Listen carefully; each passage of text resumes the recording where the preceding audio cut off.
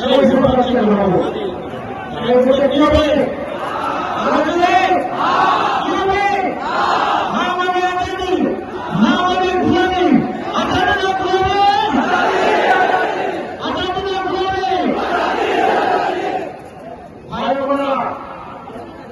আপনারা ইসলামের পক্ষে নিরঞ্জনের পক্ষে আপনারা নির্বাচন করে আমাদেরকে দিয়ে কৃতজ্ঞ করুন।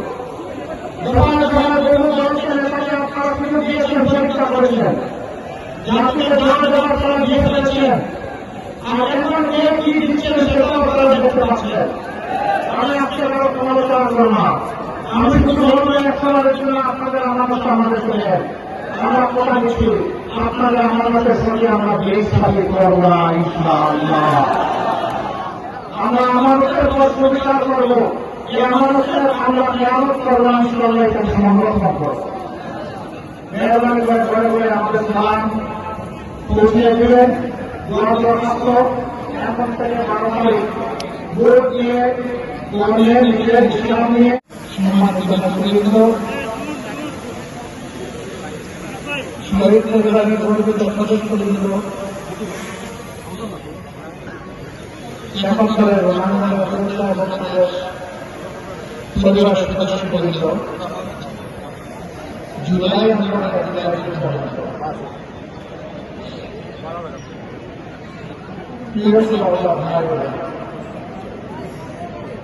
আমি প্রথম বিশ্ববিদ্যালয়ের শাসকের মাঝ করেছি।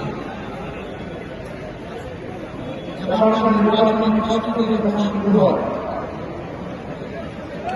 তখন থেকে অসংখ্য ভাই আমাকে অনুরোধ করেছিলেন আমি যেন দুইটা আপনার প্রতিযোগী পাবেন, একটা আমার ঘনিষ্ঠ আন্দোলন আর একটা যেখানে এলাকায় চাকরি করে। আমি তাদের কাউকে নাও বলি হাও বলি, কিন্তু আমার মা না বলার কারণে তারা বুঝতে পেরেছিলেন আমি বুঝা এখান থেকে ইলেকশন করবো। আজ আমি বুঝতে পারছি এখান থেকে আমি ইলেকশন করছি।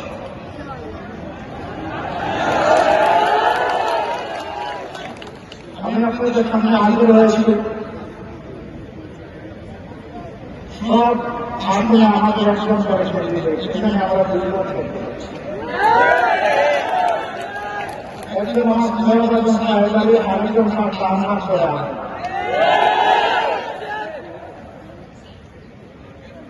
আপনারা আল্লাহর জন্য দেশের জন্য আমাকে যারা ভালোবাসেন আমি গরিব বিশ্বাস করে আপনারা চালিত পারেন।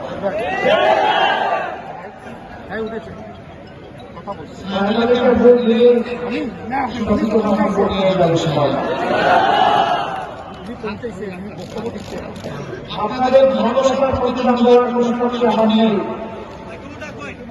যারা আমাকে ফোন করছেন সেই মধ্যে তাদের গুরুত্বপূর্ণ উচ্চ পর্যায়ের জনপ্রতিনিধিও ছিলেন। তারা আমাকে বলছে যে সব কিছু দিয়ে আপনার সাথে থাকবো, টাকা লাগে টাকা দেবো, ভোট লাগে ভোট দেবো, সময় লাগে সময় দেবো, বিজেপিকে নাশ করে আসবো।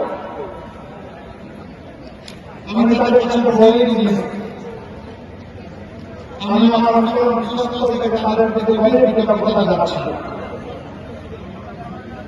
এরপরে যখন আমি এখানে যাওয়ার মতো নিশ্চিত হয়ে গেলেন অত্যন্ত পারে আমার বক্তব্য কি হচ্ছে বাংলাদেশকে নিয়ে তারা কিন্তু ভাবেন, মৌলবাদকে নিয়ে কিন্তু ভাবেন, সিলেটকে নিয়ে কিন্তু ভাবেন, তারা অনেক আমাকে পরামর্শ করিয়ে যাচ্ছে। আমি